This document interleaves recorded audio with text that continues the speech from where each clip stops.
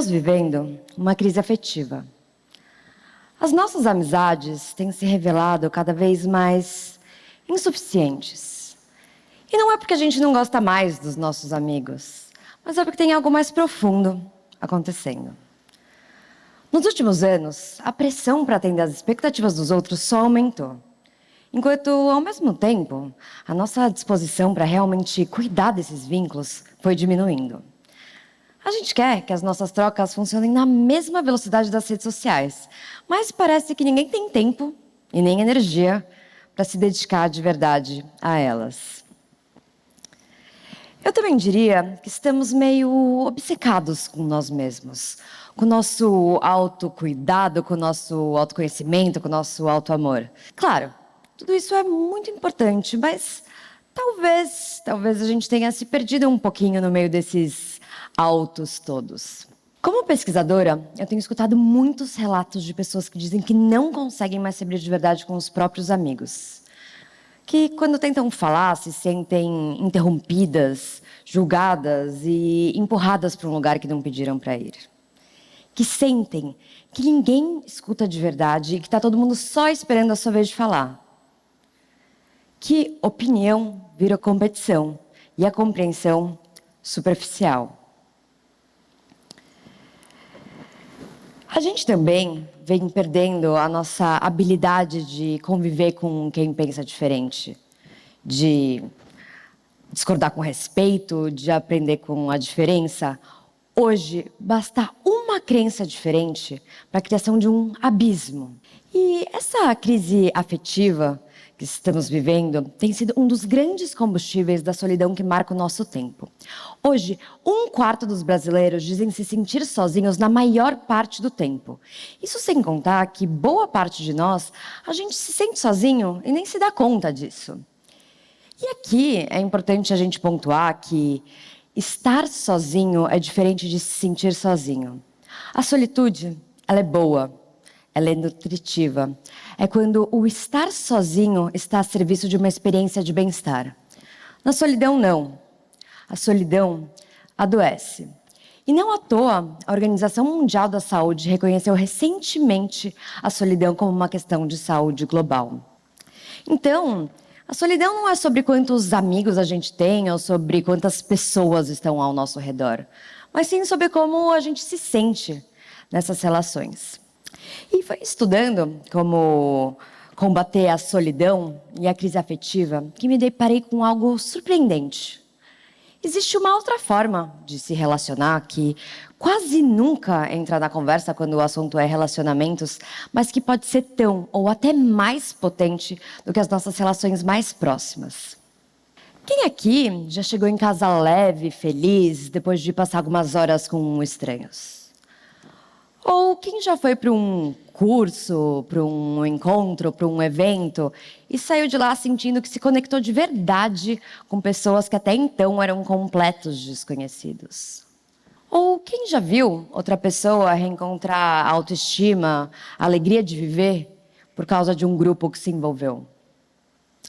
Se você ou alguém próximo já passou por isso, talvez já tenha vivido a experiência de um grupo intencional, mesmo sem saber que tinha esse nome. Metade dos brasileiros hoje participa de grupos com pessoas que não faziam parte do seu círculo original.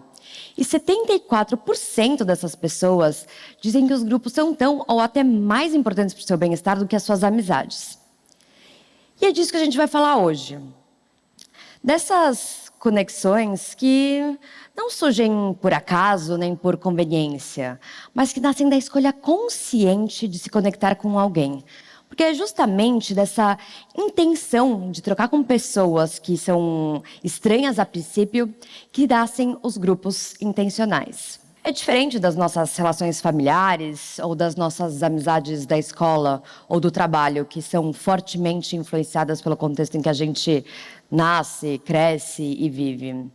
Ou até mesmo das trocas nas redes sociais, que por mais que pareça que a gente está ali no controle, na prática também são muito influenciadas pelos algoritmos. Os grupos intencionais nascem da real intenção. Eu e meu time ouvimos mais de 1.500 brasileiros para entender como esses grupos funcionam. E o que a gente escutou foi transformador. E eu vou ler aqui para vocês alguns desses relatos. O grupo foi para mim um divisor de águas. Ele me salvou. Homem, 27 anos, que faz parte de um grupo de jovens da paróquia da sua cidade. Nosso grupo faz bem para a alma. É um grupo que abraça. Mulher, 75 anos, que participa do Aconchego, um grupo que une artesanato e questões emocionais. A gente não teve mais suicídio de protetoras de animais desde que o grupo começou. Era uma coisa que era recorrente e hoje não tem mais. Homem, 46 anos, que criou e participa de um grupo de proteção animal.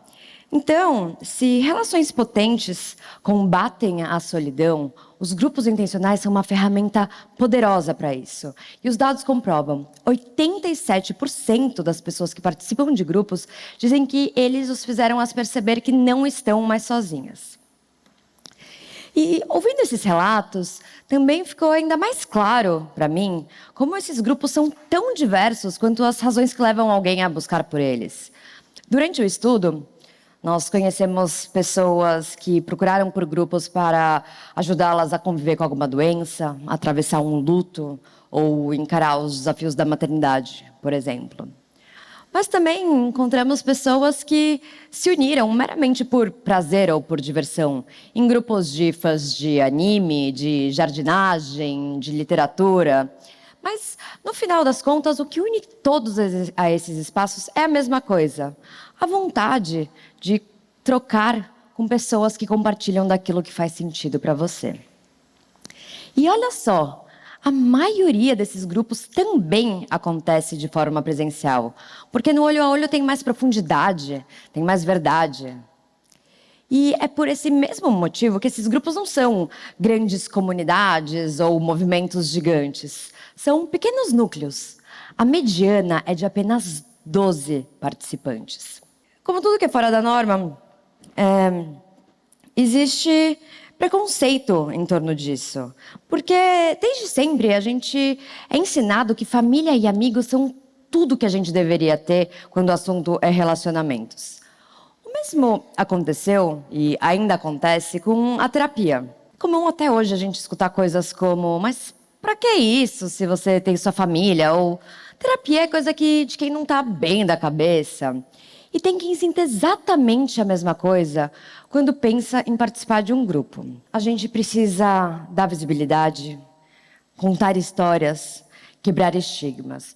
Porque das pessoas que não participam de nenhum grupo, 70% gostaria de fazer parte de um. Mas dá medo. Dá medo de se sentir exposto, de parecer frágil ou carente. Ou de simplesmente ser julgado. Eu mesma, ao longo desse estudo, descobri que grandes amigos meus faziam parte de grupos há anos e nunca tinham me contado. E não porque não fosse importante, claro, mas justamente por conta desse julgamento. A gente precisa olhar para isso, compartilhar, quebrar preconceitos, porque quanto mais pessoas, quanto mais normalizarmos, mais pessoas poderão buscar por esse tipo de relacionamento. Afinal de contas, se tem uma forma, um tipo de relacionamento que nos fortalece e nos faz viver melhor, por que não? Ninguém deveria se sentir estranho por querer encontrar os seus próprios estranhos. Qual é a sua intenção não compartilhada com o mundo? Aquilo que mora em você, mas que ainda não encontrou espaço para ser dividido. Porque talvez o que falte seja só alguém pronto para construir um vínculo novo e verdadeiro com você. E pode ser que a melhor pessoa para isso seja um estranho. Obrigada.